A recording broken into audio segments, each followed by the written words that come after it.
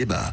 Avec vous sur Sud Radio pour commenter l'actualité. On est ensemble jusqu'à midi avec aujourd'hui Arnaud Benedetti, professeur à la Sorbonne. Bonjour Arnaud. Bonjour spécialiste en communication politique, rédacteur en chef de la revue Politique et Parlementaire.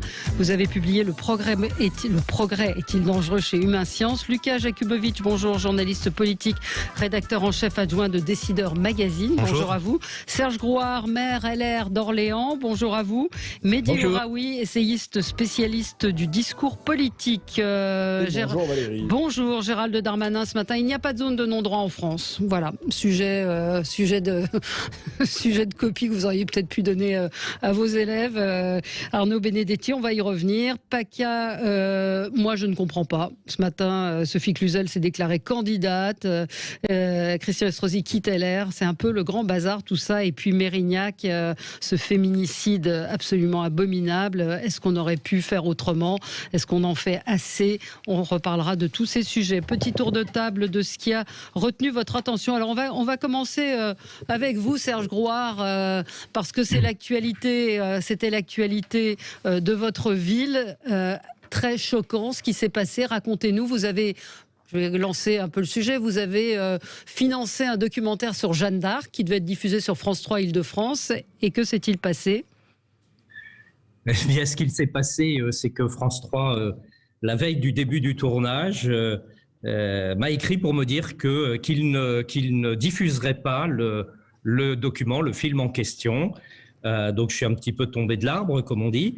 Et pourquoi ? Parce que la voix off du film était une journaliste jugée, si je peux le qualifier comme ça, trop à droite. Alors qu'en fait, c'est une Orléanaise qui a représenté Jeanne d'Arc il y a maintenant un certain nombre d'années, qui connaît nos fêtes par cœur, et ça me paraissait naturel de la solliciter. Donc 24 heures avant le début du tournage, vous imaginez, on s'est retrouvé un peu dans le pétrin, parce que personne pour diffuser le film.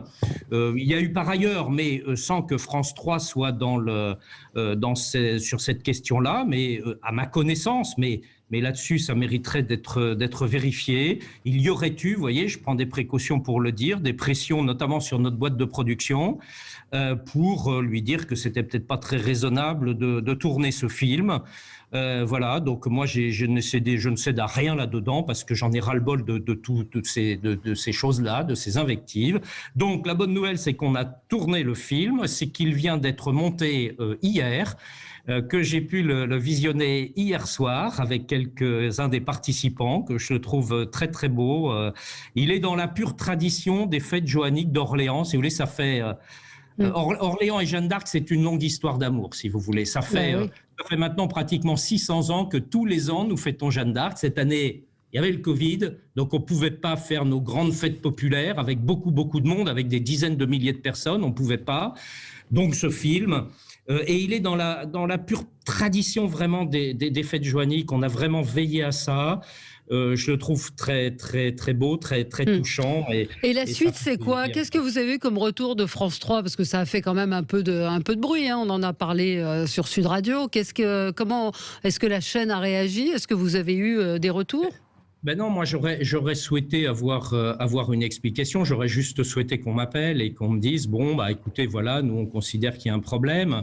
Et d'ailleurs moi quand j'ai vu tout cela, j'ai fait une proposition. C'est que au lieu d'avoir une seule voix off, moi je ne voulais en rien céder. C'était une question de principe. J'admets pas la censure et je n'ai cédé en rien sur le fait que cette journaliste puisse faire la voix off. Mais j'ai proposé qu'il y ait 3 voix off, 3 anciennes Jeanne d'Arc. Oui, parce qu'il faut dire que Charlotte Dornelas a été une Jeanne d'Arc, donc elle avait la Jeanne d'Arc 2002. Elle avait une légitimité, si je puis dire, et quand bien même, enfin, c'est pas un commentaire, une voix qui fait une orientation politique. Non, et puis vous verrez sur le film, c'est vraiment un documentaire qui est historique, qui d'ailleurs incruste des images des fêtes passées, voilà. Et comment dire, le texte était écrit. Ce n'est pas Charlotte Dornelas qui écrit le texte, donc tout ça a été travaillé. C'est une voix off. Je trouve ça fou quand même, si vous voulez, Vous allez voir le film. D'accord avec Serge Grouard. Mais... Alors allez-y, Mehdi Ouraoui, vous vouliez dire quoi? Oui, Valérie, moi, je suis toujours un peu gêné, mais je le dis, c'est ce que je dis est valable aussi pour la gauche. C'est-à-dire qu'on entend sur le service public, je prends une radio concurrente, par exemple, comme France Inter, qui est une radio très marquée sur les idées progressistes, sur les idées de gauche, etc. Moi, je trouve ça toujours un peu gênant quand, avec de l'argent public, on politise, alors pour le coup, là, un produit télévisuel, quand une antenne publique, les gens font ce qu'ils veulent avec leur argent privé à certains égards. Par exemple, quand les gens critiquent CNews ou parfois quand on dit que Sud Radio est une radio trop libre, moi, quand c'est de l'argent privé, honnêtement, c'est pas un problème. C'est-à-dire qu'il y a une liberté de ton, il y a une liberté démocratique. Chacun dit ce qu'il veut dans la limite de la loi, évidemment. Pas de propos illégaux. Mais quand il s'agit d'argent public, je suis toujours un peu gêné quand on politise les choses. Là, je comprends pas. Je vois pas ce que ça. Vous trouvez que la politisation. Vous avez cité France Inter, c'est une radio publique avec l'argent du public. Exactement. Mais moi, ça me gêne un peu quand, par exemple, sur France Inter, je trouve qu'il y a un ton trop engagé à gauche, avec parfois une espèce de ricanement d'entre-soi de gauche. Mais c'est un documentaire. Il n'y a pas de ton. C'est un documentaire. Alors, ce sont mes idées, mais moi, je pense que l'argent public, quand il s'agit du service public, doit plutôt être neutre. Et ça me gêne que cette journaliste, qui est une journaliste engagée plutôt dans la droite identitaire, c'est pas voilà, enfin, on peut appeler ça la droite identitaire, l'extrême droite, enfin appelons ça comme on veut, mais en tout cas voilà, on voit à peu près de quoi il s'agit. Ça me gêne qu'on politise l'argent public. Et je vais aller un peu plus loin. On parle de cette journaliste et Serge Grouard parle de censure. Moi, je voudrais quand même penser au patron de France 3, Centre Val-de-Loire, qui quand même depuis plusieurs jours reçoit des menaces, des insultes. Depuis maintenant plusieurs jours a reçu un certain nombre de coups de fil parce que son nom a été donné sur une antenne de télévision. Voilà, et qui reçoit des menaces qui, à mon avis, sont assez inacceptables en démocratie. Donc, je comprends la colère de Serge Grouard en tant qu'élu, il veut mettre en valeur sa ville, etc. Mais d'abord, je pense qu'il faut pas politiser l'argent public. Et puis surtout, ce qui est inacceptable, c'est que ce monsieur qui a pris une décision dans son travail, voilà, c'est son boulot, c'est le patron de France 3 le local, soit menacé pour les décisions qu'il prend dans son travail. Ça, en revanche, en démocratie, je crois que vraiment, c'est totalement inacceptable. Alors, je voudrais Serge Grouard, sur ce que vous dites là, parce que c'est très important. Moi, j'ai été très, très clair là-dessus. J'ai totalement condamné les menaces qu'aurait reçues le directeur. Effectivement, c'est inadmissible. Et j'ai même dit que je serais le premier à aller le défendre s'il était agressé. Voilà. Donc, soyons très, très clairs là-dessus. Et cette tension qui est là est vraiment insupportable. L'autre chose que je veux dire, c'est que le service public, il a une mission de respect du pluralisme. Qu'est-ce que ça voudrait dire que d'être apolitique tous les jours? Et de la neutralité. Ça de toute obédience, c'est tant mieux. Et heureusement. Donc là, il a une obligation, c'est dans les statuts de France Télévisions, l'obligation de pluralisme. Et là, un dernier élément, c'est que France 3 avait accepté la diffusion de ce... Oui, c'est ça. C'est ça le truc. C'est qu'au départ, moi, on m'aurait dit, écoutez, votre film ne nous intéresse pas. J'aurais dit, ok, c'est votre choix. Mais là, mais à la limite, je vais vous dire, moi, ce que je trouve à la limite plus choquant, c'est que France 3 accepte un film financé par une mairie quelque part. Normalement, le service public devrait. Ça se fait beaucoup. Oui, ça se fait beaucoup. Ça se fait beaucoup. Oui. Hein, Mais alors, attendez. Oui. On avait proposé également à France 3 de le produire, le film. Et France 3 nous a dit qu'il n'avait pas les moyens de le faire, ce que je comprends parfaitement. Donc nous sommes retournés vers une boîte de prod. Et j'ajoute une chose, parce qu'on a critiqué là-dessus, en me disant que je dépensais de l'argent public, mais enfin, c'est de l'argent qui va à une boîte de prod. On sait dans quelle situation se trouve l'événementiel et on fait travailler des intermittents du spectacle. Alors, on ne peut pas nous dire une chose et puis exactement le contraire après. Alors, on va Arnaud Benedetti sur cette histoire. Oui, enfin, moi, je trouve que de toute façon, c'était une voie, c'est-à-dire qu'elle ne donnait pas, comme vous l'avez justement rappelé, une orientation éditoriale au reportage. Elle était un support qui était tout simplement en train de lire un texte pour ce reportage. Donc, la question de la neutralité, j'allais dire, pour le service public ne se pose pas. Alors, ça, c'était un premier point. Deuxième point, moi, ça traduit quand même un phénomène qui me semble assez aujourd'hui aigu dans la société dans laquelle nous vivons, c'est que d'un côté, vous avez des polémiques de plus en plus violentes, de plus en plus dures, et d'un autre côté, vous avez quand même des tentations parfois de censurer qui me paraissent en effet, en tout cas pour la circonstance, extrêmement nocives et qui se retournent d'ailleurs contre ceux qui pratiquent ce type de méthode. Donc, encore une fois, moi je trouve que le fait qu'elle n'ait finalement comme rôle que de prêter sa voix à un documentaire me paraît pas poser problème, y compris dans le secteur du service public. Oui. Lucas Jakubowicz, vous en pensez quoi ? Alors moi, en tant que journaliste, j'ai l'impression que depuis quelques années, ça devient de plus en plus difficile de débattre avec des gens qui ne sont pas forcément de notre bord politique. Il y a toujours des postures, les gens vont jouer un peu aux résistants de la 25e heure. Là, justement, c'est peut-être ce qui s'est passé sur France 3 en disant Charlotte Dornelas, elle est trop à droite, c'est un scandale, on va même pas lui laisser la parole. Je remarque toutefois que dans la presse dite vraiment de gauche ou bien pensante, c'est là où il y a le plus de tentatives de censurer ceux qui pensent différemment, et ce, au nom de la liberté d'expression. Donc c'est parfois un petit peu paradoxal. Allez, on va marquer une... Oui, vous voulez réagir, un petit mot ? Je vous donne rendez-vous pour voir le film et vous verrez vraiment qu'il n'y avait pas de raison de polémiquer là-dessus. Vous allez le voir, le film, il est très beau. Et alors, on va le voir où ?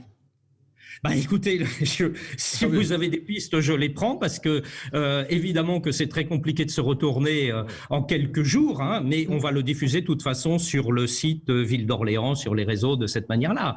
Et puis peut-être qu'il y aura une télévision qui ne sera pas dans la censure et qui voudra le prendre. Il est très beau. Hein. Vous savez que parfois il y a plus de téléspectateurs sur les réseaux que sur certaines chaînes et à certains endroits. On revient avec vous dans un instant et on continue à commenter l'actualité. Avec vous sur Sud Radio pour le 10h midi, si vous nous rejoignez, nous sommes ensemble avec Mehdi Ouraoui, essayiste, spécialiste du discours politique, Serge Grouard, maire LR d'Orléans, Arnaud Benedetti, professeur à la Sorbonne, spécialiste en communication politique, rédacteur en chef de la revue Politique et Parlementaire, avec un très bel article de Jean-Paul Kaufmann sur Napoléon. Je confirme, qui d'ailleurs nous a servi de titre au dossier, puisque Jean-Paul Kaufmann finalement caractérise Napoléon comme un personnage insaisissable. Et donc c'est le titre de notre revue, l'insaisissable, pour parler de Napoléon. Et puis vous avez publié Le progrès est-il dangereux chez Humain Science. Lucas Jakubowicz, journaliste politique, rédacteur en chef adjoint de Décideur Magazine. Gérald Darmanin ce matin qui déclare il n'y a pas de zone de non-droit en France. La visite de Jean Castex au commissariat de Sarcelles pour dire aux policiers bonne continuation, c'est ce qu'il a dit en partant. On ne laissera rien passer. Bah oui, mais sauf qu'il y a un policier qui est mort et que les choses ne sont pas simples pour les policiers. La situation en PACA, que comprenez-vous ? Sophie Cluzel s'est finalement déclarée candidate.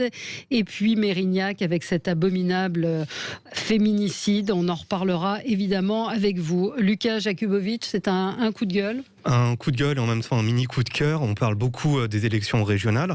Ce qu'on sait moins, c'est qu'il y a aussi des élections départementales qui arrivent, notamment dans le département du Nord et dans un canton qui est le canton de Roubaix. Ouais. Dans le canton de Roubaix se passe quelque chose d'assez symbolique qui mérite d'être connu. Il y a une liste d'Union de la gauche qui se présente avec en tête de liste un candidat Europe Écologie Les Verts. Jusque-là, tout est normal. Ouais. Le problème, c'est que ce candidat Europe Écologie Les Verts, quand on regarde un peu son parcours, on a l'impression qu'il n'est pas là pour défendre la transition écologique, une société inclusive, le féminisme, la mobilité douce, etc. Il a un autre agenda en tête.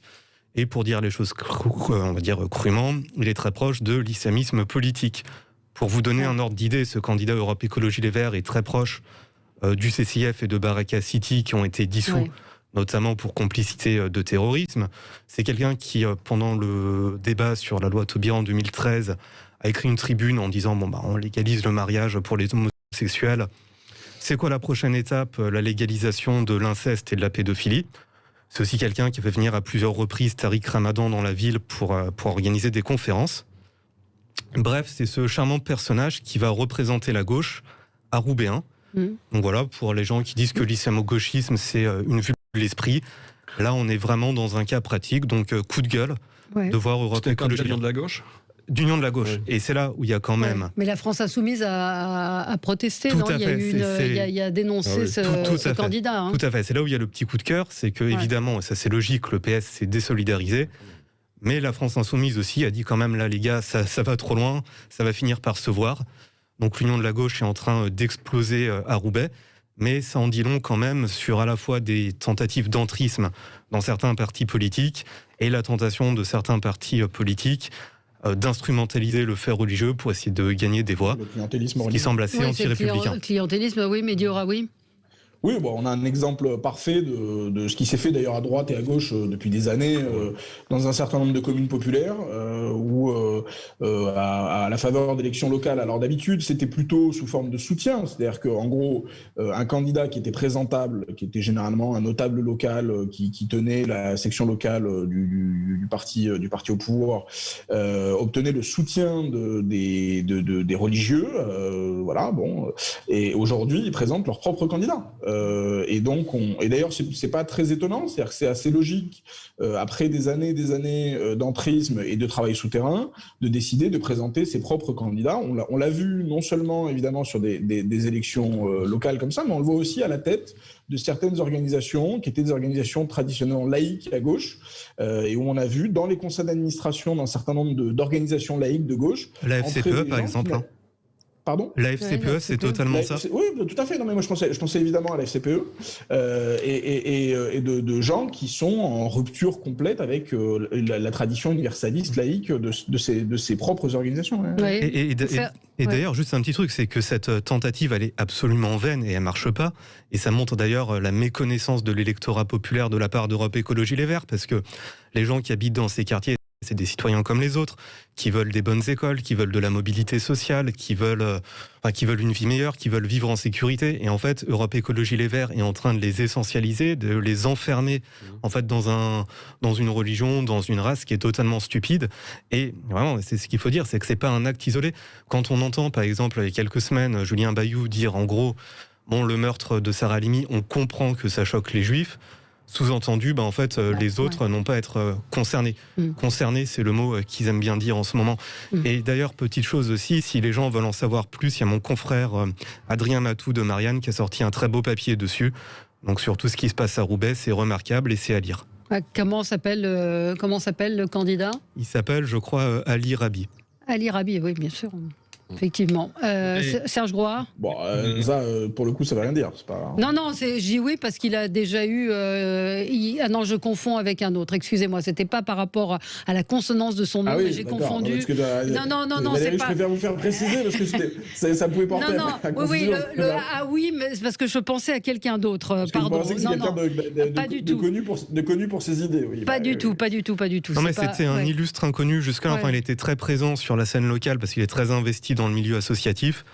Après, au niveau national, là, il va commencer à Serge Groard. Mais je crois qu'au-delà du cas qui nous est présenté, que je découvre, je crois qu'il est significatif et il faudrait que la gauche se retrouve. La gauche, c'est quand même une grande tradition dans notre pays et notamment de la défense de la laïcité. Dans l'histoire, c'est ce qui s'est passé. Et là, on ne sait plus où est la gauche. On parle d'islamo-gauchisme, c'en est une illustration. Et je pense qu'il y a des gens courageux aussi à gauche qui s'élèvent contre ça. Ouais. Et donc, à celle-là et ceux-là de prendre la parole, de le dire et de... J'allais dire, moi, c'est pas à moi de donner des leçons, mais de refonder la gauche sur ses valeurs historiques, quoi. Ouais. N'est plus là, où est-elle ? En attendant, on est dans des situations grotesques, quoi. Oui, Comment ? En attendant, on va avoir des situations grotesques avec des salafistes qui vont distribuer des tracts en écriture inclusive pour défendre le féminisme. Voilà où on en est. Oui, mais c'est grave, c'est très grave ce qui se passe dans notre pays. Vous donnez un exemple. C'est plutôt un signe d'intégration. Oui, je crains qu'il y en ait d'autres. Oui, c'est vrai. En fait, j'avais confondu avec Ali Rabet, le maire de Trappes. C'est pour ça que j'ai dit ah oui. Voilà. Non, mais ça n'a rien à voir. Donc voilà. Non, mais c'est pour ça. Le ah oui, voilà. On peut avoir des désaccords avec Ali Rabet, mais pour le coup, c'est pas. Pour le coup, c'est un garçon qui a un parcours très très différent du candidat de Roubaix. Alors, vous, Mehdi, c'est quoi ? C'est un coup de gueule ? C'est un coup de gueule qui rejoint d'ailleurs exactement le sujet dont on vient de parler, c'est-à-dire les classes populaires et notamment la grande rupture et le grand divorce en fait de la gauche avec les classes populaires et un peu partout d'ailleurs en Europe. Et cette nuit, le Parti travailliste, donc la gauche britannique, a perdu un bastion qu'elle détenait depuis des décennies ouvriers, qui appartenaient à ce qu'on appelle the Red Wall, c'est-à-dire le mur rouge qui s'était même opposé, qui avait même résisté au règne de Thatcher. Et donc, elle a perdu Hartlepool, qui est une petite circonscription extrêmement ouvrière, et dans laquelle, pour la première fois depuis des décennies, alors une femme, c'est aussi une première, mais surtout une femme conservatrice, a été élue, et évidemment au détriment du Parti travailliste qui perd cette circonscription. Ouais. Et malheureusement, on ne peut que y voir, alors c'est valable pour le Parti travailliste, mais c'est éminemment vrai pour la gauche française, on ne peut qu'y voir ce désamour croissant et terrifiant, et qui aboutit à la perte de régions entières qui étaient pourtant acquises aux idées sociales, aux idées de changement social de la société, de transformation sociale de la société, etc. Et donc on voit bien des bastions entiers. Ça ne peut qu'évoquer évidemment ce Midi rouge qui est passé progressivement dans le giron du Front National ou de la droite, disons, la plus musclée.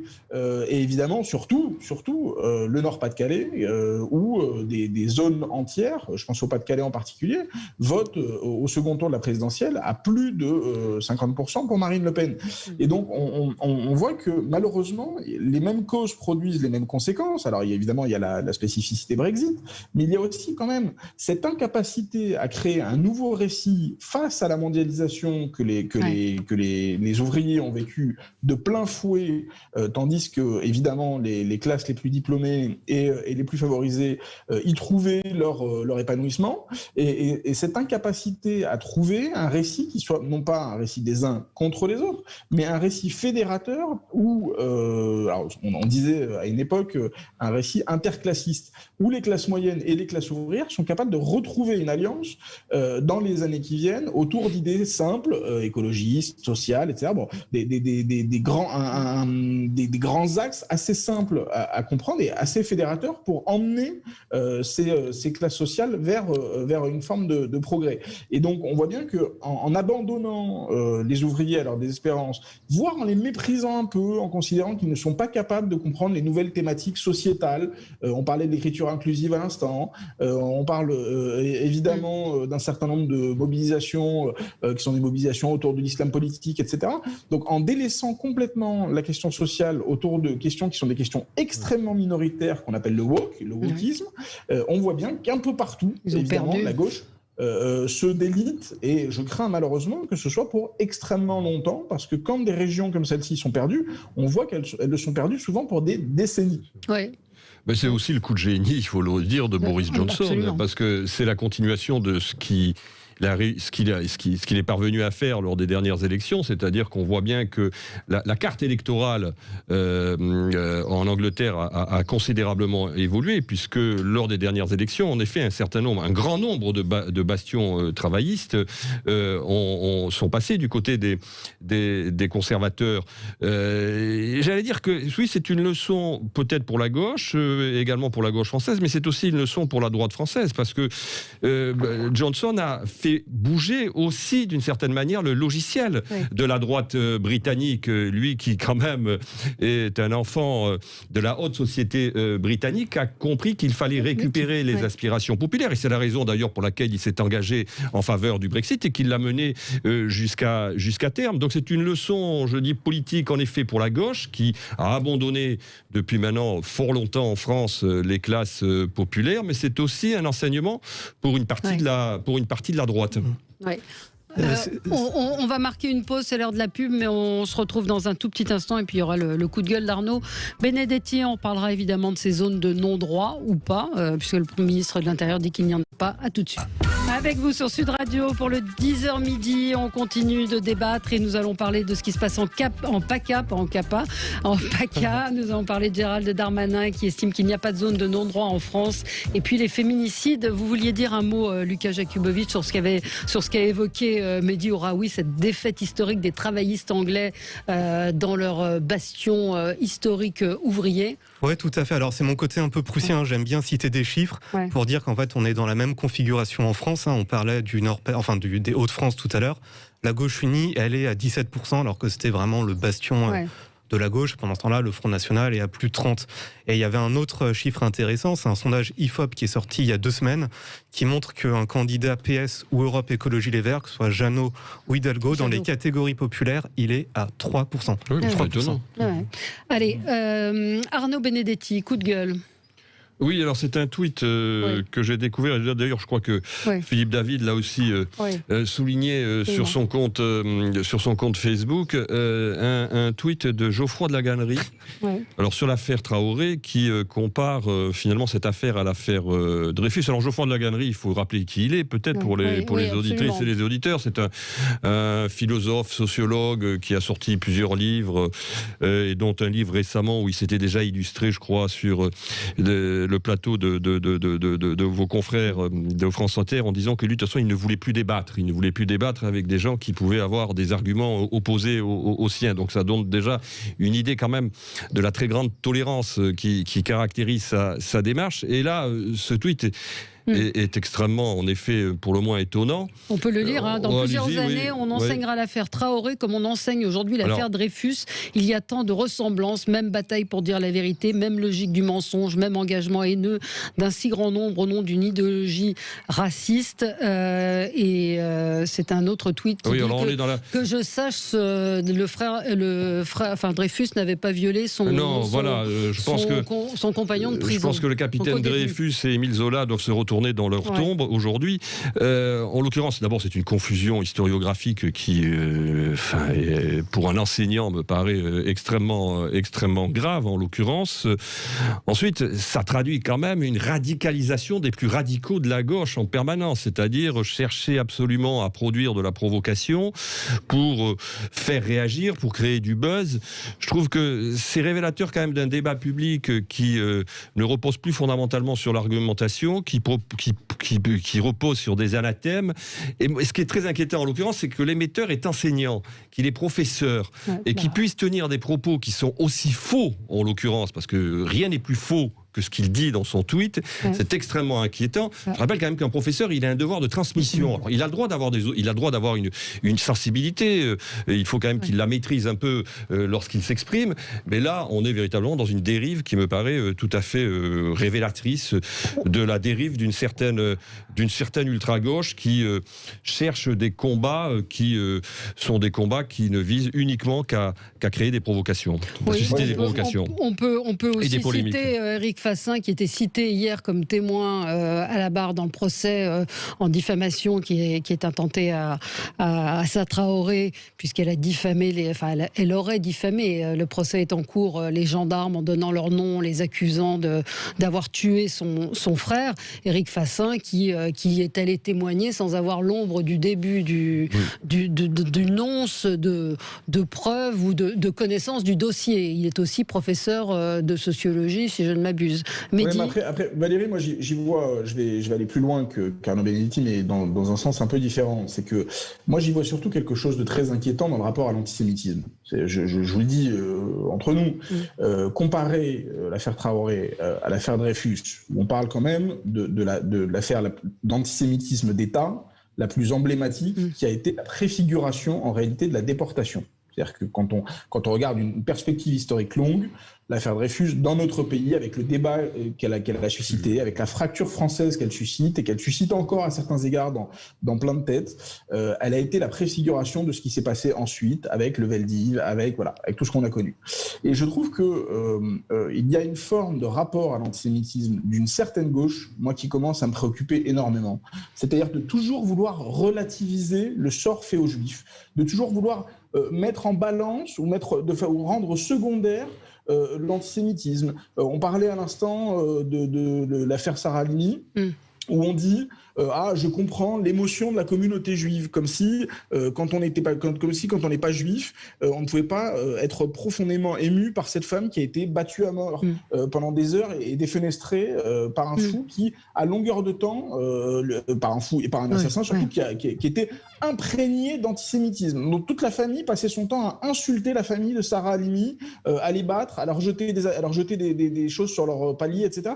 Et donc je suis extrêmement préoccupé, moi, de voir une partie des gens qui ont constitué ma famille politique, je ne sais pas s'ils y appartenaient encore, être toujours d'avoir toujours ce besoin de rendre l'antisémitisme secondaire. Et là, par exemple, de dire que cette affaire, qui est une affaire au fond, qui est une affaire qui peut être émouvante. Moi, Assa Traoré a le droit de chercher la vérité sur son frère. Oui, on est en démocratie. En respectant la justice, ce qu'a répondu l'avocat hier, puisqu'elle parle de victimisation, que les personnes de couleur n'auraient pas droit à la même justice.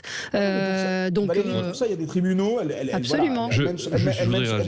Elle mène son combat, elle a le droit de chercher la vérité sur son frère, etc.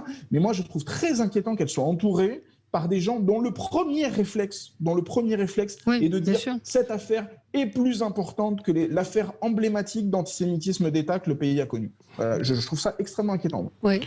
Alors moi, loin de moi l'idée de taxer d'une quelconque manière que ce soit le Geoffroy de la Gonnerie de ce type de dérive, en l'occurrence. Mais pour rebondir sur la gauche et l'antisémitisme, évidemment, je veux dire, la gauche a toujours défendu globalement une vision très universaliste de la République, et c'est son honneur, mais il y a aussi historiquement des racines antisémites à gauche qui ont existé. Elles n'apparaissent pas qu'aujourd'hui, hein. Elles sont vieilles et elles sont ancrées dans l'histoire politique aussi, il ne faut jamais l'oublier. Oui. Lucas, peut-être sur cette affaire. Oui, mais tout à fait, il faut préciser que des gens comme Déa ou Laval, qui ont été qui font fait partie des architectes de la déportation des Juifs de France, venait de la gauche. Le fondateur de la Ligue antisémitique de France, qui s'appelait Édouard Drummond, qui était député aussi, était issu de la gauche. Oui. Il y a une filiation, en fait. Ouais. Il y a un antisémitisme d'extrême droite, il y a aussi un antisémitisme de gauche. Cette affaire Traoré est absolument démentielle. On rappelle quand même que M, le magazine du Monde, lui a consacré plus de 8 pages, l'a mise à la une, qu'hier Libération lui a accordé pareil une page d'interview. Je trouve cette histoire complètement délirante. Serge Groard, vous avez un avis ? Je partage ce qui est dit, tout ça est choquant, et tout ça est le fait d'ultra-minorités, encore une fois, qui n'ont aucune représentation démocratique, et qui, excusez-moi, mais qui emmerdent 95% de la population. Ouais, et vous expliquez aussi pourquoi, alors que les gens vivent des situations extrêmement difficiles en ce moment, mais depuis longtemps, qu'il y a cette crise qui perdure, ce sentiment de délitement du pays, le sentiment que le futur va être forcément moins bien que le passé. Il y a tout cela qui est prégnant dans le pays en ce moment, et on passe son temps sur des débats quelque part microscopiques de quelques-uns, avec derrière le discrédit, je le dis, politico-médiatique. Ouais. Et après, il ne faut pas s'étonner que les gens en aient ras-le-bol, quoi. On parlait tout à l'heure un peu d'histoire nationale, de roman national. Quand est-ce qu'on propose quelque chose qui sort, vous me permettez, une grosse idée qui tout ce merdier, quoi. Voilà. Non, mais je sais pas, mais on n'a pas de date prévue. Un mot, Vous n'avez pas de date, c'est regrettable. Oui. C'est comme les déconfinements. Voilà. On va peut-être passer à un autre sujet. On va revenir sur ce. Alors on va marquer une pause, comme ça nous permet de faire une transition. On aura plus de temps pour parler de notre prochain sujet, à savoir les zones de non-droit en France, la situation dans la police, et puis la réaction aussi d'une certaine gauche à ce qui s'est passé à Avignon. À tout de suite. Avec vous sur Sud Radio pour commenter l'actualité. Ce matin, le Premier ministre était en déplacement à Sarcelles pour rendre hommage à Éric Masson, donc ce policier tué, assassiné, devrait-on dire, par balle mercredi soir à Avignon lors d'une intervention sur un point de drogue.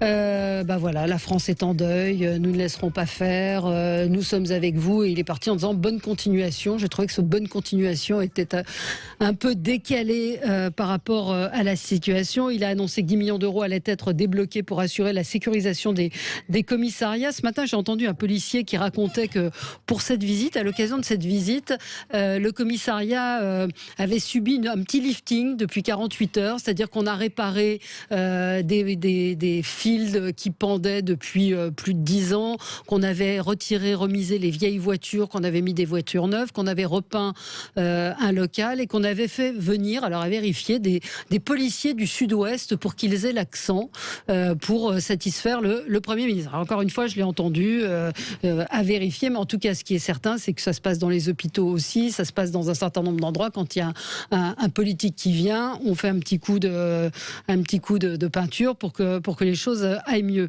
Mais ce matin, surtout, c'est Gérald Darmanin qui déclare il n'y a pas de zone de non-droit en France. Arnaud Benedetti, sur le papier, oui. Oui.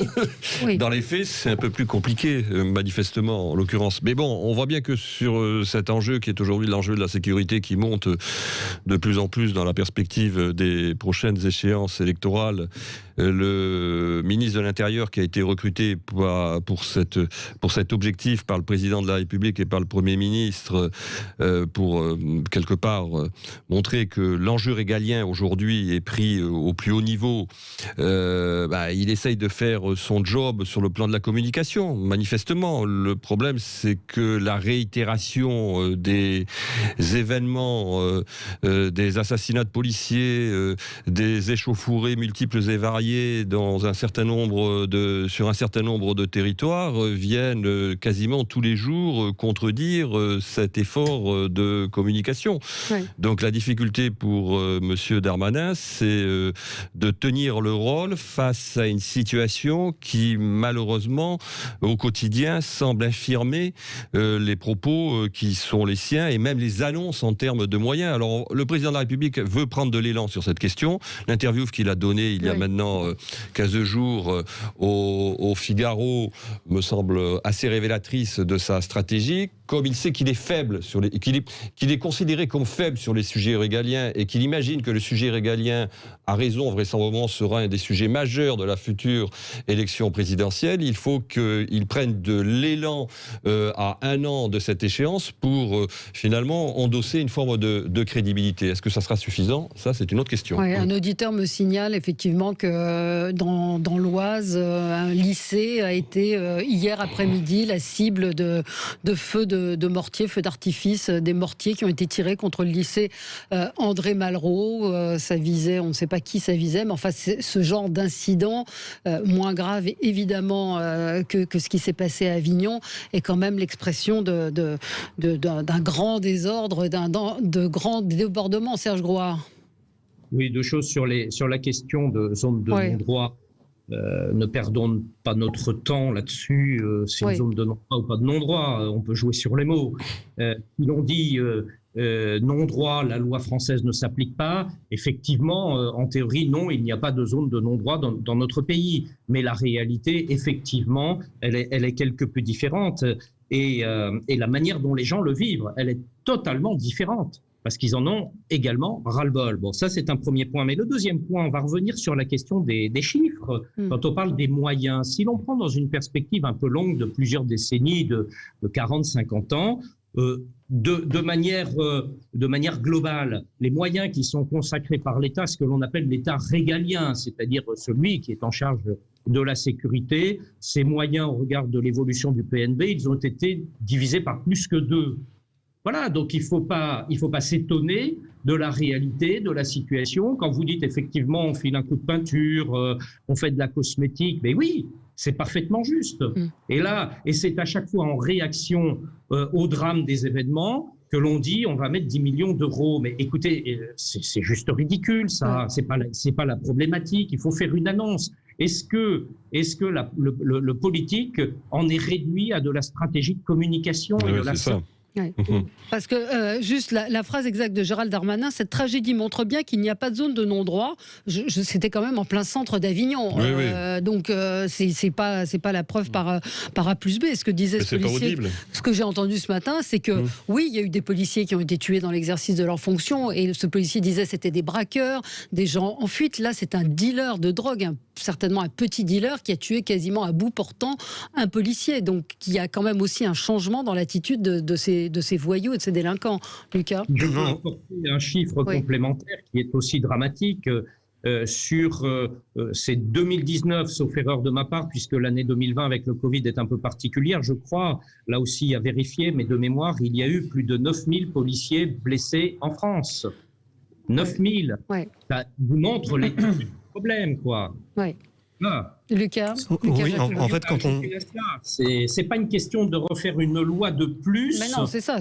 On en fait tous les ans des lois. Non, mais quand il y a un drame, on fait une loi. Ce n'est pas la bonne problématique, ce n'est pas la bonne méthode, ce n'est pas la bonne manière. Qu'il y ait des ajustements législatifs à faire, tout le monde en est d'accord. On en est parfaitement d'accord. Mais les fondamentaux de ces problèmes dramatiques ne sont pas là. Non. Ne sont pas là. Alors, Lucas, et après, on aura Mehdi, oui. Oui, quand on parle de zone de non-droit et d'insécurité, en réalité, il faut distinguer deux choses. D'un côté, il y a, on va dire, les sous et l'investissement dans la police. Et là, en réalité, depuis quelques mois, effectivement, il y a des efforts qui sont consentis.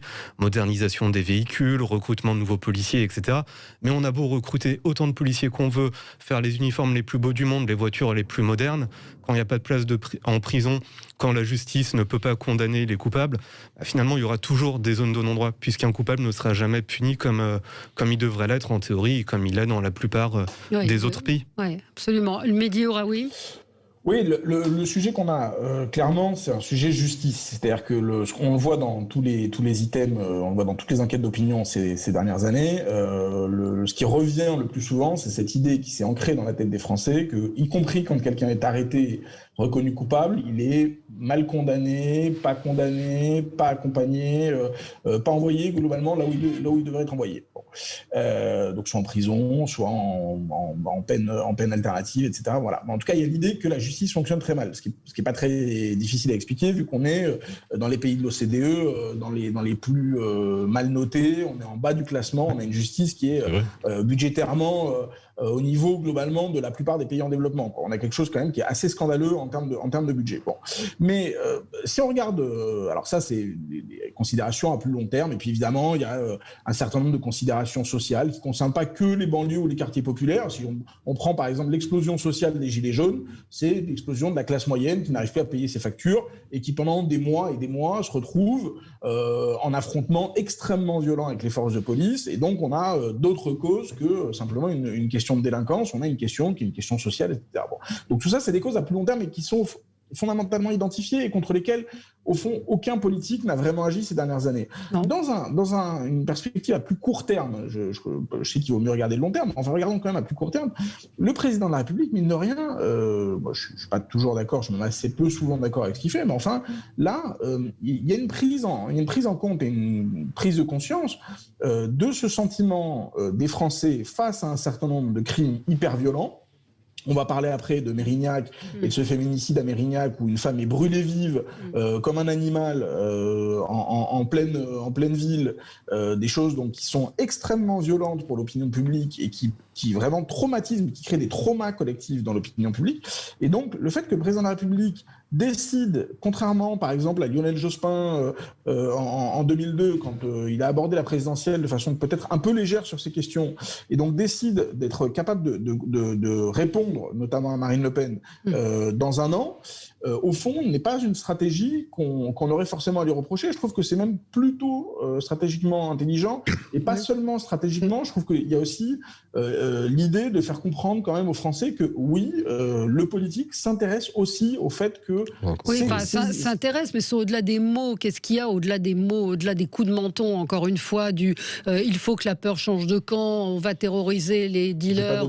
J'ai pas donné un blanc-seing au président de la République. Non, mais ce que je veux vous dire, c'est traditionnellement, traditionnellement les politiques dans ce pays, généralement, soit relativisent, je pense au propos de Dupond-Moretti il y a quelques mois, pour dire le sentiment d'insécurité. Le sentiment d'insécurité, au fond, était une forme de vue de l'esprit, etc. Non, il y a maintenant, d'ailleurs, pas seulement dans les quartiers populaires et pas seulement dans les banlieues et à leurs abords immédiats, mais il y a aussi dans les centres-villes, dans les agglomérations, dans les zones rurales, ce sentiment d'insécurité qu'il faut traiter politiquement. Alors, Arnaud Benedetti... Enfin, à mon sens, il y a trois paramètres qui expliquent aujourd'hui l'attitude d'Emmanuel Macron. D'abord, le premier paramètre, on l'a dit, c'est qu'il était considéré comme faible sur ce type de sujet, donc il voit bien qu'il faut qu'il monte en puissance dans la perspective de l'élection présidentielle. Le deuxième paramètre, c'est que, à la différence de Lionel Jospin, lui, il doit clairement faire avec une partie de son électorat, qui est un électorat de droite, qui est extrêmement sensible, et ce qui est tout à fait légitime, à ce type de sujet. Et puis troisième paramètre, c'est que la situation par rapport à celle de Lionel Jospin,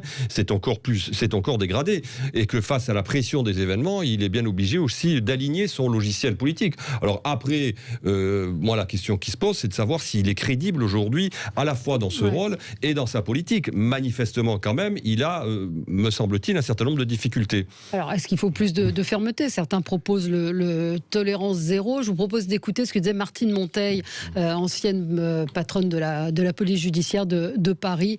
Écoutez ce qu'elle disait.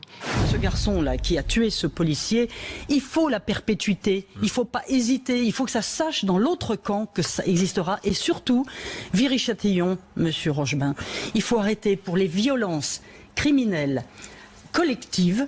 Il faut arrêter de chercher à individualiser la peine. Parce qu'ils sont tous habillés de la même façon, avec la capuche, l'uniforme. On voit que les yeux. Moi, je dis que le type qui filme, qui rigole, à côté de celui qui envoie des pavés à la policière qui sort d'une voiture en flammes, il est aussi coupable. Lucas Jakubowicz. Oui, non, je suis tout à fait d'accord avec ce qu'il a dit. Et on est tous à peu près d'accord pour dire qu'il y a une forme de laxisme à la fois dans la police et surtout dans la justice. Et en fait, il est en train de se passer quelque chose, moi, qui me préoccupe vraiment, c'est que les citoyens sont tentés de se faire justice eux-mêmes. Si on prend le cas de Paris, cette semaine, il y a eu deux exemples qui sont assez flagrants. Dans le nord-est de Paris, il y a beaucoup de dealers de crack qui pourrissent la vie des habitants depuis des mois. La police n'intervient pas et finalement, c'est les habitants en fait eux-mêmes qui excédaient, ont balancé du mortier sur les dealers. Et comme par hasard, il y a une opération de police qui a été lancée le lendemain. Prévue en date, nous a-t-on dit, mais... Après Valérie, il faut se méfier, il faut faire très attention quand même. Ils sont tous habillés de la même façon. Qu'est-ce que ça veut dire? Moi, je suis évidemment pour condamner lourdement le type qui se marre en filmant un policier qui se fait incendier. Mais enfin, le truc de ils sont tous habillés de la même façon, etc., ça n'a pas de sens. On a des gamins qui s'habillent globalement, qui s'habillent comme s'habillent les jeunes. On peut ne pas être d'accord. Ça, c'est pas le sujet. Le sujet n'est pas de condamner globalement des quartiers entiers. On a tenté. Personne n'a parlé de quartier. On a tenté une espèce de super flicage d'un certain nombre de quartiers et ça n'a pas fonctionné. De remplacer la police de proximité par des cartes de CRS, de remplacer. Voilà, bon, tout ça n'a pas fonctionné. Donc on voit bien. Ouais. Voilà, justement, Serge Groin. C'est plutôt la justice. Serge Groin. Je voudrais dire qu'il y a des choses qui fonctionnent. Ouais. Hein, je le redis, Oui, vous l'aviez déjà dit, mais c'est bien d'avoir votre expérience de maire, justement, face à ce type de problème. Avec un recul d'une bonne vingtaine d'années. Je crois qu'il faut à la fois une très grande fermeté, il ne faut pas céder, aux pressions, j'allais dire médiatico-politiques de la bien-pensance, de la pensée unique, et ça c'est très difficile. Quand moi je prends le premier arrêté qui est validé par la justice concernant les mineurs de moins de 13 ans à Orléans, quand j'interdis qu'ils traînent dehors la nuit concrètement, je me fais embarquer au tribunal. Je me fais embarquer au tribunal et je suis obligé de me défendre. Et je porte atteinte aux libertés fondamentales de la République. Ça fait quelques années maintenant, mais ça m'est resté en tête quand même. Ouais. C'est quand même un peu fort de café, vous voyez. Donc, quand on est en quelque sorte en permanence dans ce double discours, dans ce double langage, on n'en sort pas. Il faut poser des principes, j'allais dire, rigides. Et moi, je redis, vous avez parlé tolérance zéro et j'ajoute impunité zéro. Oui. Et ensuite, on décline tout ça très concrètement dans le détail des mesures que l'on prend dans l'organisation, dans la gouvernance, à la fois effectivement des forces de sécurité et également de la justice. Je veux dire aussi sur la justice, parce que je vois aussi la réalité des choses. Là, pour le coup, on l'accuse beaucoup. Je crois, alors il y a des choses qui sont choquantes dans des décisions de justice qui ont été prises récemment, on en est parfaitement d'accord. Mais de manière plus générale, je crois qu'il faut beaucoup de discernement là-dedans. Et je ne vois pas, je suis désolé de le dire, le laxisme absolu, total, permanent, dont on accuse la justice en permanence. Je vois plutôt à l'inverse, que la justice souffre chroniquement de problèmes de moyens dramatiques. Bien sûr. C'est du parent pauvre. Donc on dit par exemple, la justice est très lente. Mais elle est très lente pourquoi? Si elle avait davantage de magistrats, si elle avait davantage de personnel dans les greffes, s'il n'y avait pas des magistrats qui partagent des petits bureaux à 2, à 3, avec des dossiers qui sont dans les couloirs, entassés dans les couloirs, la justice, elle fonctionnerait beaucoup mieux. Donc, il ne faut pas l'accuser sans arrêt, vous voyez. Il faut faire la part des choses. Et encore une fois, moi, je redis sur Orléans, puisque vous m'avez quelque part tendu la perche, depuis 20 ans, nous faisons 80% de délinquance en moins. C'est bien, on peut le faire. Je ne donne pas de leçons. Je ne suis pas monsieur justicier, machin, chose bidule. Pas de ça dont il s'agit. Il s'agit simplement de dire que quand on y met la cohérence, quand on y met la volonté politique, quand on s'inscrit dans la durée. Oui, c'est ça, c'est qu'il faut avoir de la volonté politique et de la durée. Il faut de la durée. Il faut de la durée. C'est des années que cela va prendre, il faut le dire. Mais si on s'y met, on a des résultats. Voilà. Avec les éléments que j'essaye de tracer là, à grande ligne, à grands traits. Allez, mais vous avez raison de le dire.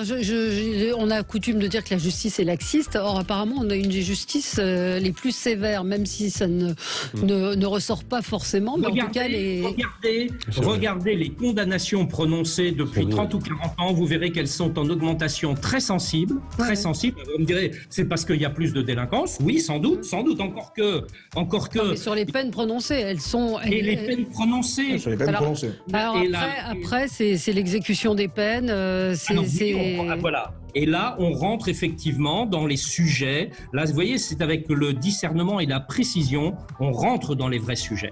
Oui, allez, c'est une petite page de pub et on revient dans un instant. À tout de suite. Restez avec nous sur Sud Radio. Avec vous sur Sud Radio jusqu'à midi, nous débattons avec Mehdi Ouraoui, Lucas Jakubowicz. Nous avons également Arnaud Benedetti et Serge Grouard. Ce qui s'est passé à Mérignac est absolument abject. Cette femme brûlée vive par son mari, par son conjoint, qui dit je voulais juste la brûler un tout petit peu. C'est une affaire absolument tragique. Il avait déjà été condamné 7 fois, conduite en état d'ivresse, violence avec usage d'armes, violence conjugale. Il avait purgé sa peine, effectivement. Il était suivi par les services pénitentiaires, mais il avait disparu de la circulation. Il s'était rendu pourtant aux 4 convocations du conseiller d'insertion. Sa femme avait reporté plainte au commissariat de Mérignac et l'horreur est arrivée. Alors Marlène Schiappa ce matin chez nos confrères de BFM dit il ne faut pas oublier que le coupable c'est le meurtrier avant tout, certes, et elle dit mais je suis dégoûtée par la situation, je ne peux pas tolérer ou accepter que des hommes pensent avoir le droit de vie ou de mort sur leur femme ou sur leur ex-femme. Bah oui, ça on est content qu'elle pense ça, mais c'est vrai que est-ce qu'on aurait pu éviter cela? Est-ce qu'il n'y a pas encore une fois, on a fait beaucoup de communication autour de la protection des femmes, sauf que les bracelets électroniques, on en manque, on revient à nos problèmes de justice, et puis qu'il y avait peut-être d'autres solutions, Arnaud Benedetti. Récemment, il y a des pays, en tout cas, qui ont pris le sujet à bras-le-corps, je pense à l'Espagne notamment, qui a mis en place un certain nombre de mesures qui ont malgré tout permis, heureusement, un infléchissement très net de ces actes qui sont... Cet acte est atroce, il n'y a pas, je crois, de mots pour le qualifier, mais on sait très bien qu'il y a des trous dans la raquette, dans le fonctionnement. Moi, je vais vous prendre un exemple que j'ai connu d'une de mes connaissances qui s'est retrouvée dans une situation de ce type où elle a été battue par son compagnon. Il a été placé en garde à vue 14 heures et il est revenu au foyer le lendemain. Donc, on voit bien que dans la chaîne, en tout cas, aujourd'hui, de contrôle, ça ne fonctionne pas. Alors bon, après, les propos de la ministre, c'est une chose, mais là, encore une fois, c'est comme avec monsieur Darmanin, c'est-à-dire que les ministres ne sont pas là pour commenter uniquement l'actualité. Enfin, d'ailleurs, ils ne sont pas là pour la commenter. Ils sont là pour agir sur ce qui se fait. Et encore une fois, c'est ce sentiment qui se dégage sur ces différents phénomènes. Il y a un sentiment d'impuissance de l'État. C'est-à-dire que plus on communique, plus on a l'impression que l'action de la puissance publique est vaine. Donc, sur ce sujet, comme sur d'autres. Oui, c'est un peu la même chose, l'impuissance de l'État, l'impression que tout quand même n'est pas fait. Il y avait Luc Frémiot, magistrat, qui avait, il y a plus de 20 ans, dit qu'il fallait écarter le conjoint violent, le mettre dans un milieu différent, et il a eu des résultats. On n'écoute pas ces gens-là. Les bracelets électroniques, encore une fois, ils ne sont pas mis. Lucas Jakubowicz. Oui, vous parliez d'inflexion tout à l'heure, un chiffre très simple, en 2008, il y a eu autant de féminicides qu'en 2019. Et on pense que les chiffres vont augmenter cette année parce qu'il y a un effet confinement. Oui. Et ce qu'il faut aussi savoir, c'est que ces violences faites aux femmes, elles touchent tous les milieux sociaux, tous les territoires, enfin toute la France est concernée. On parle de féminicide, mais aussi des femmes battues régulièrement, sans mourir, qui vont porter plainte, et pour rien. Et là, on rejoint ce qu'on disait tout à l'heure, le manque de moyens de la police, le manque de moyens de la justice.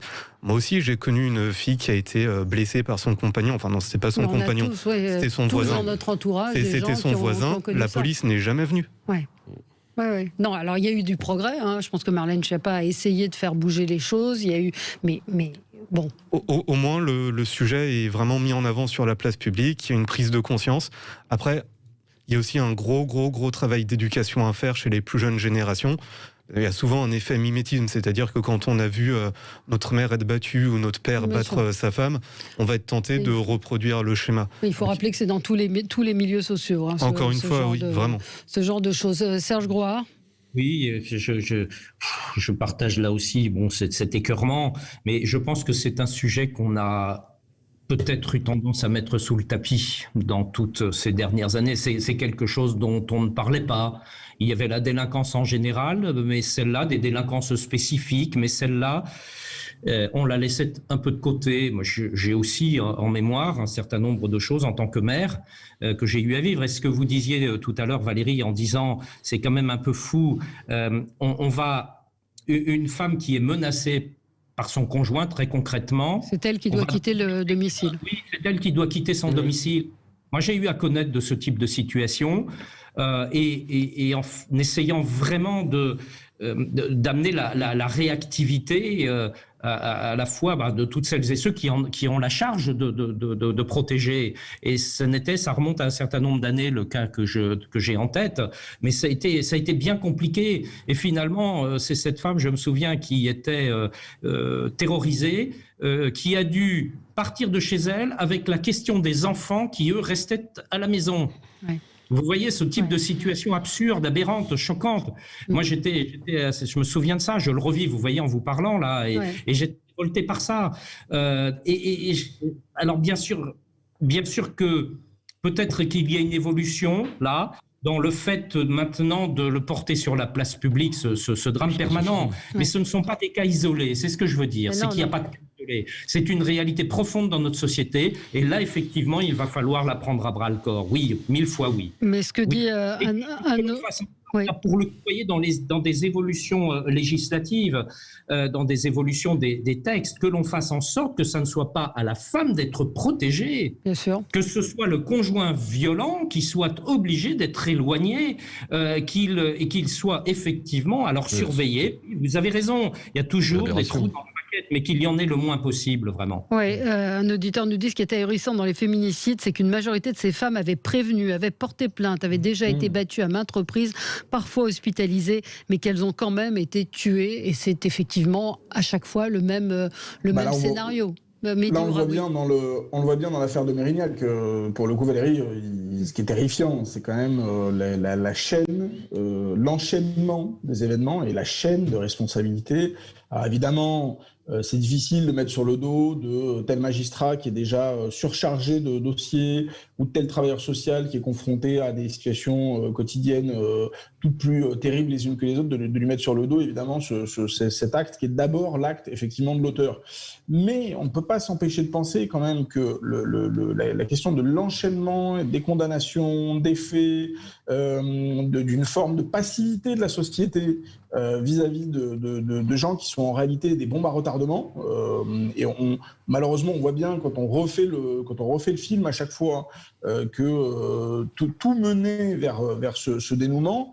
On peut pas s'empêcher de penser qu'il y a un énorme gâchis. D'autant que, par ailleurs, il y a quand même des victimes collatérales, mais qui sont des victimes absolument centrales dans toutes ces affaires, qui sont les enfants. Et on n'en a pas parlé, mais dans le confinement qu'on vient de vivre ces derniers mois et dans les situations de confinement, etc., il y a eu une explosion des violences à l'égard des enfants qui sont extrêmement préoccupantes.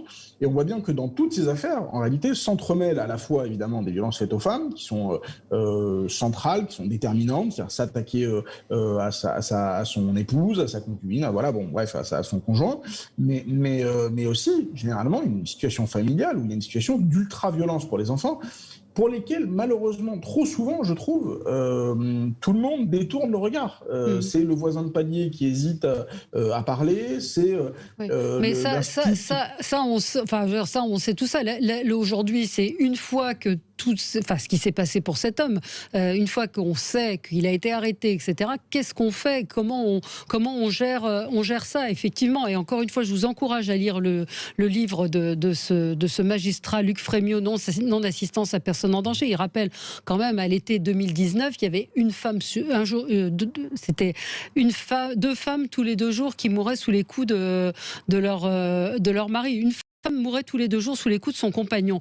Et lui, il avait une technique qui a fonctionné, c'est-à-dire que quand il y avait un fait qui était signalé comme celui-là, il faisait déférer systématiquement l'auteur des violences devant le parquet. Il lui disait soit vous quittez le domicile, soit je vous place en comparution immédiate avec un mandat de dépôt, donc en prison. Et lorsqu'il quittait le domicile, il l'orientait vers un foyer de sans domicile fixe. Et cela provoquait un choc psychologique, quel que soit le niveau social. La femme restait chez elle et ça a prouvé. Il avait 6% de récidive, donc il y a eu des expériences. Cet homme n'a jamais été écouté, un peu plus récemment, mais c'est ça les solutions, c'est de guérir en quelque sorte ces hommes. Lucas? Oui, après, il y a sûrement des bonnes pratiques qui ont été mises en place dans d'autres pays. Vous parliez de l'Espagne tout à l'heure, on devrait peut-être s'en inspirer, surtout que ça demande peut-être pas beaucoup de moyens, pas beaucoup de temps, et ça produit des bons résultats. Oui, mais pareil, les centres d'accueil pour femmes, c'est pas ça la solution, je pense pas. C'est un pis-aller, c'est parfois une nécessité dans l'urgence quand il n'y a pas d'autre solution, mais effectivement, ça ne peut pas être la solution. La solution est inverse, et l'exemple que vous donnez, il est de ce magistrat, de son témoignage, il est tout à fait remarquable. Mais vous savez, en vous écoutant, je me disais que les gens de terrain, on les écoute rarement, vous savez. Oui, non, absolument. Notre système. Oui. Alors, un auditeur me dit mettre un bracelet électronique comme en Espagne, agir dès qu'il s'approche de la femme. Je vais vous dire, il y a certains détenus aujourd'hui qui sont en attente de bracelets électroniques parce qu'il y avait pénurie de bracelets électroniques. Donc, vous voyez que le problème des moyens. C'est un problème de moyens, encore une fois. Merci à tous les 4.